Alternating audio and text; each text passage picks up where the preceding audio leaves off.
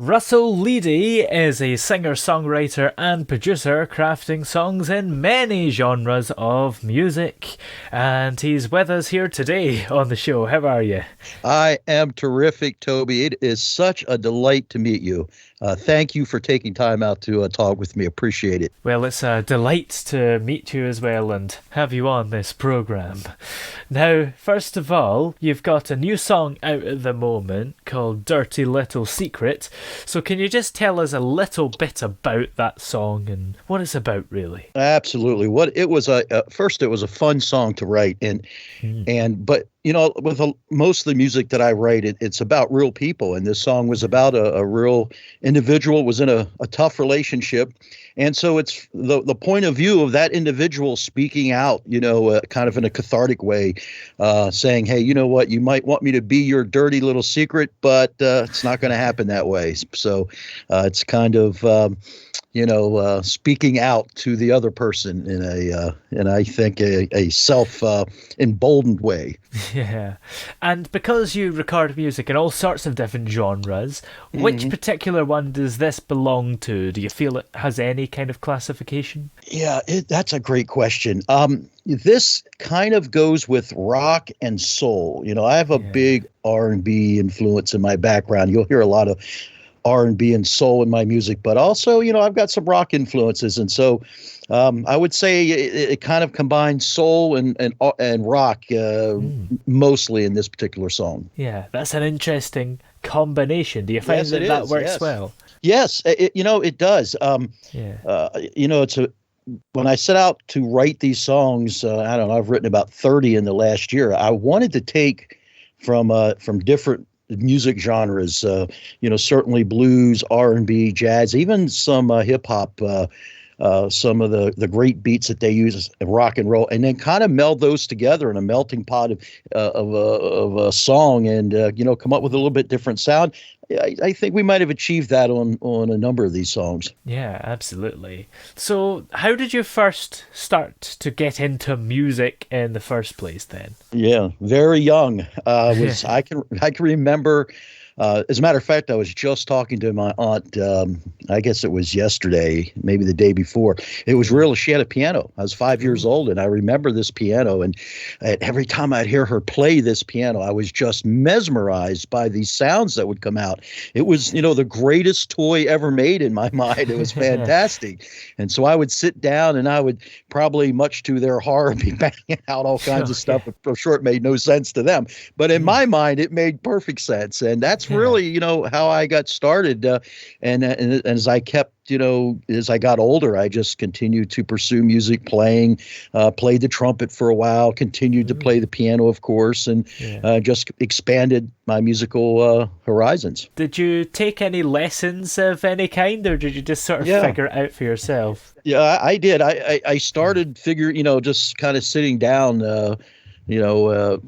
like Paul McCartnney and John Lennon, and they would sit down and just write music on the guitar, and I would just, but, then I did take some lessons at various times throughout the course of my life, not extensively, but, learned some music theory along the way, but, mostly just through repetition, reading, practicing, and developing my ear, my skill that way. Yeah. So Kings of Carlisle, how did that itself come about? Well, I was a DJ, okay, and I did live DJ shows at one time, and my partner Keith, who unfortunately passed away last November 10th, but he was a guitar player. But I'd started this DJ company, and we'd play local bars and things like that. And we kind of became very popular in this small town. And so we were kind of poking fun of ourselves. We should just call ourselves Kings of Carlisle, the kings of this very little town, So it was kind of self-humor there for us.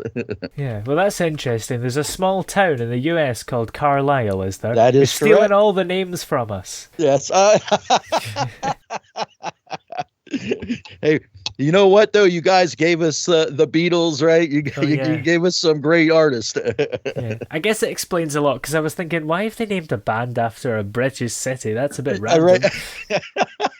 I agree. I agree. Yeah.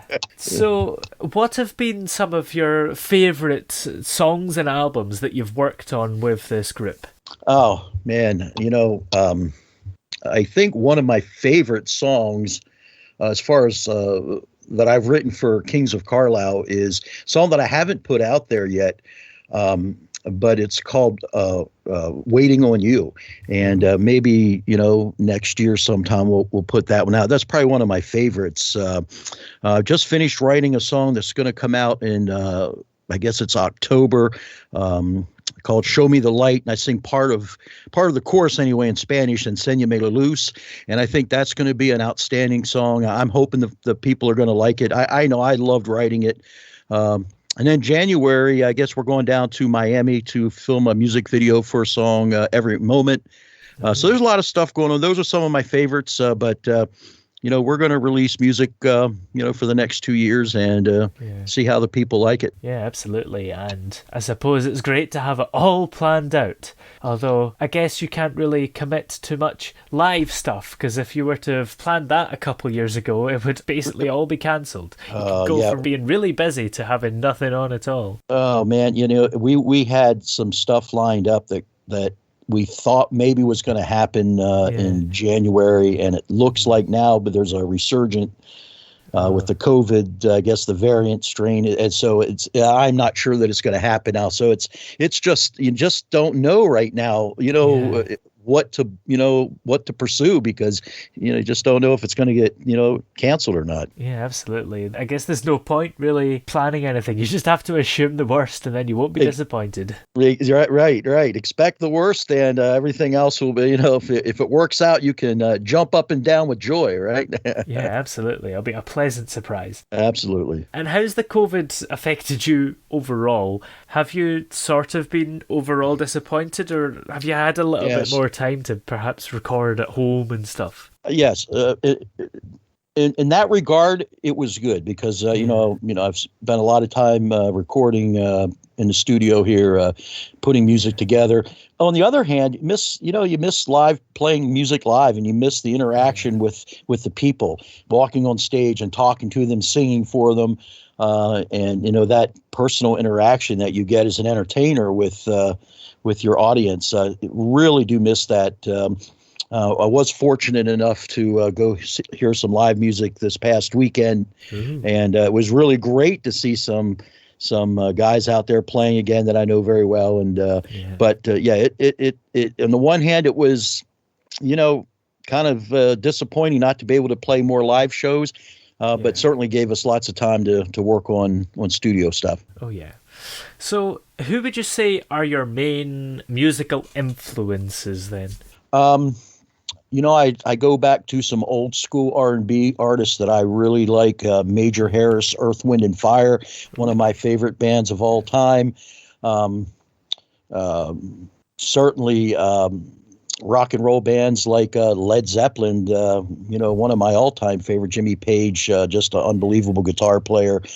So I, have a lot of different bands that I really, really like. U2 is another one that's my one of my favorites. I got to see them a lot of years ago, actually, in Florida, and it was a lot of fun. But certainly a lot of R&B, Freddie Jackson, those Major Harris, just fantastic. Even back to the, Berry Gordy days of the Temptations, some of those great songs by the Temptations that I think would still be number 1 songs today if they would release them. Yeah, absolutely.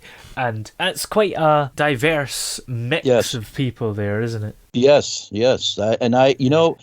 I'm happy to have been exposed to and influenced by so many different types of music, especially living in Miami, a wonderful Latin community in Miami, and the beautiful musicians that I was able to work with there, and the things that they taught me about those Latin rhythms and that music was fantastic.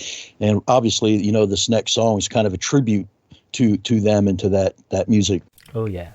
Well, where are we able to check out all your music, in particular the new song, Dirty Little Secret? You can go to Kings of Carlisle, KOC.com, and you can download it there, and I would appreciate it greatly. Of course, you can go to Spotify and stream it off of Spotify, iTunes, Amazon. So all of those places you can get the song, and I appreciate it when you do. Great. Well, thank you very much for joining us here on the show today. It's been great having you on. I've just had a fantastic time. It is such a pleasure to meet you. Wish you well. Good luck to you.